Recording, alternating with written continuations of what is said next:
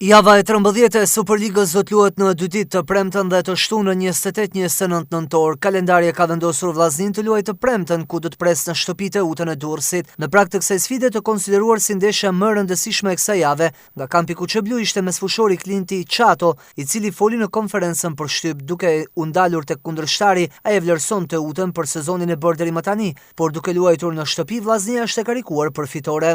Po, mendoj është një ndeshje e rëndësishme dhe për vazhdimsinë tonë, duke ditur që katër ndeshjet e fundit nuk i kemi marrë maksimale në pikëve. Mendoj që Teuta është një skuadër e kompletuar, është një skuadër që nuk han gola dhe është e vështirë që të lejmë pikë, por mendoj që në Shkodër ne kemi armën më të fortë fushën dhe mendoj që do dalim me 3 pikë.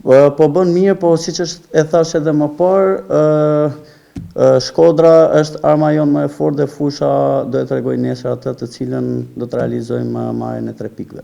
Ne kemi vënë një qëllim vetes që në të katra fazat të dalim në vendin e parë. Mendoj deri tani jemi duke realizuar, por e shohim dhe në ndeshjet në vijim. Në vijim Çato flet edhe për grupin që për hir të së vërtetës gjatë javëve të fundit nuk ka qenë i plot, por Vllaznia ka forcë ti përballoj.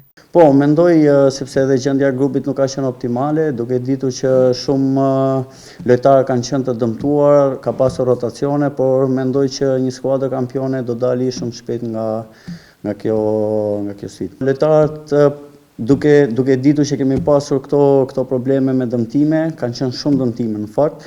Mendoj që lojtarët janë duke ardhur në formën e tyre më të mirë dhe besoj që nesër grupi është i plot për të marrë ato 3 pikë. Mendoj që në kampionatin shqiptar nuk ka rival. Çdo ndeshje është e vështirë, ajo që duket më e lehta bëhet më e vështira dhe ajo që duket më e vështira ndonjëherë bëhet më e lehta, kupton?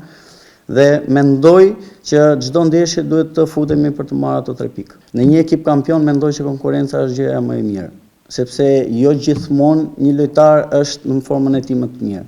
Dhe kjo çdo lojtar ka atë ditën e vet dhe besoj që plotësojmë njëri tjetrin për të arritur objektivin tonë. Sa i përket aspektit personal, Çato bën të ditur se për rreth 2 muaj e gjysmë ka vuajtur dëmtim, por tashmë çdo gjë është lënë pas dhe është gati të jap kontributin e tij për skuadrën.